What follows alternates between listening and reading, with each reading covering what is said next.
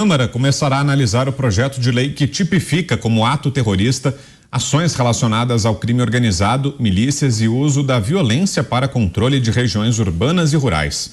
A proposta foi amplamente criticada por movimentos sociais como o MST, já que podem levar à criminalização de invasões de terra. Cláudio Dantas, já é crime, né, Pavê? A invasão é ótimo, né? Pensei o mesmo, assim que eu li, falei, poxa, não é crime ainda invadir terra? Mas é o projeto que foi aprovado hoje no Senado, né, Cláudio Dantas, e que pode enquadrar, pode alcançar o MST. Para você é uma boa proposta, uma iniciativa interessante, Dantas? Sim, boa iniciativa do Stevenson, mas calma, ainda é a CCJ, temos um caminho, um rito legislativo bem longo. Para esse tipo de projeto você não tem pedido de urgência para votar direto no plenário, né? Você tem de passar, né, subir a escadinha, ir parando e discutindo com a sociedade. Eu acho bom que se discuta até que ponto essas invasões são terrorismo, né? É terror econômico. Quando você vai lá e destrói uma produção agrícola, o nome disso é terrorismo econômico. Pode ler. Então, assim, é importantíssimo. Aliás, a própria lei antiterror, que ela foi proposta ainda no governo Dilma,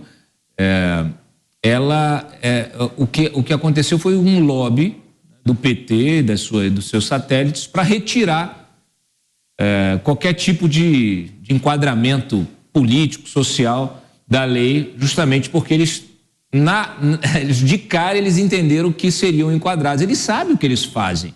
Eles têm consciência de que eles praticam crime e que esse crime pode ser enquadrado em terrorismo. Seria em qualquer lugar. Então eles conseguiram que fosse retirado o artigo. E agora esse projeto pretende incluir esse artigo. Mas, como eu disse, ainda estamos no início da tramitação. É preciso que a sociedade permaneça atenta, continue apoiando as votações e os debates, participe desses debates nas próximas comissões, porque aí o caminho ainda será longo. Tá. Olha, para dar minha opinião sobre esse assunto, eu preciso saber em que Brasil que eu vou opinar. Se é no Brasil que existia até alguns anos atrás, ou nesse Brasil de hoje. Esse Brasil de hoje não parece fazer muita diferença o que está escrito nas leis. Pode-se colocar com todas as letras que o MST faz é terrorismo, e eu duvido muito que alguma coisa aconteça. Porque o que o MST faz hoje, como o Pavinato explica em todos os nossos programas, praticamente, já representa um acervo de crimes, para usar uma expressão utilizada recentemente por uma autoridade do governo. Se o que o MST hoje faz é crime e não dá em nada, me explica, por favor, por quê? Se for aprovada uma lei dizendo que o que o MST faz é terrorismo, alguma coisa vai acontecer.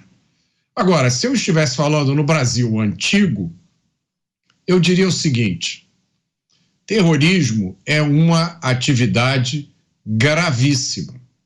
Ela atenta com aquilo que é mais sagrado para quem vive em uma democracia, para quem preza pela liberdade, para quem preza pelas vidas. O terrorismo, ele faz o que o nome diz, ele dissemeia o terror no meio da população pelos piores métodos possíveis. Na minha modesta opinião, essa definição deveria ficar guardada para esse tipo de atividade. E para esse tipo de atividade deveriam ser previstas as punições mais graves possíveis dentro de uma democracia. Para coisas como as que o MST faz, num Estado de Direito, numa democracia, bastaria enquadrar essas atividades no Código Penal. Talvez não o Código Penal que a gente tem hoje, talvez não a Lei de Execução Penal que a gente tem hoje, mas uma legislação melhor, que puna o criminoso de acordo com a gravidade da sua ofensa. E vamos deixar terrorismo para aquilo que é terrorismo mesmo. Mas eu repito, antes dessa opinião servir para alguma coisa, a gente precisa saber em que Brasil é que a gente está vivendo hoje. Pois é, politicamente essa aprovação do texto na CCJ, ela manda um recado para o governo, mostra um Congresso mais reativo no que se refere pelo menos às questões ligadas ao MST. A Câmara vai instalar nos próximos dias a CPI do MST, agora no Senado a aprovação desse projeto na CCJ. Tudo isso são recados ao governo, especialmente da bancada do agronegócio, Zé? Essas reações no Congresso Nacional ao MST mostra exatamente o que eu venho observando. O Brasil veio diferente no Congresso Nacional depois dessas eleições. E não é só representação de deputados, não. É o eco que se faz, tudo que se fala e tudo que se vota aqui no Congresso Nacional. Antes, os deputados e senadores tinham aquele prurido de não falar sobre isso, faziam de conta que não existia. Não devemos olhar para cima. Não devemos olhar para as invasões, porque isso tirava voto. O deputado morre de medo de perder votos.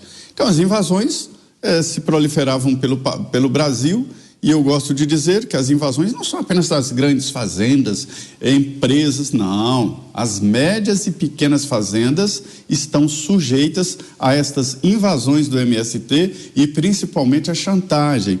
Se não me der isso, eu vou invadir sua fazenda. E quando invade, é um trabalhão danado. A invasão de fazendas pelo MST de políticos é uma chantagem. Não vamos nem discutir quem é o político. Invadiram a fazenda do ex-presidente Fernando Henrique Cardoso, aqui perto de Brasília. Entraram, tomaram os vinhos dele, debocharam. Isso é política? Ele, o ex-presidente Fernando Henrique, até vendeu a fazenda de Buritis aqui